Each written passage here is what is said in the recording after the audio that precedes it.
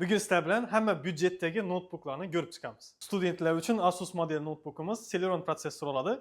4x256 GB xotirali. Naqd bahosi 2 800 ming. Keyingisi Acer Aspire 3 model. Bu ham Celeron protsessor 8x256 lik. Naqd bahosi 3 million so'm. O'rta byudjet modelimiz bu buxgalterlar uchun to'g'ri keladi. Dell model Intel Core i3 12-avlod 8x512 lik 120 Hz ekranlı variant notebookimiz 4,5 million so'm. Keyingisi Acer Aspire Lite 16 model 8x512 lik oladi.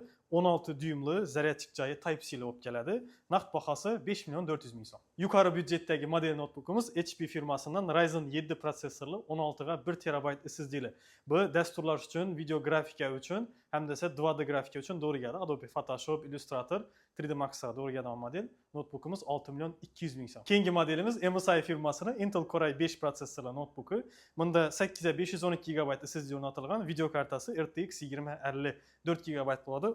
144 Hz ekran. Bu notebookda 3D Max, Blender, AutoCAD, Archicad degan programma bemalol ishlatsa bo'ladi. Counter Strike'da 250 FPS beradi. Naqd bahosi 7 600 ming so'm.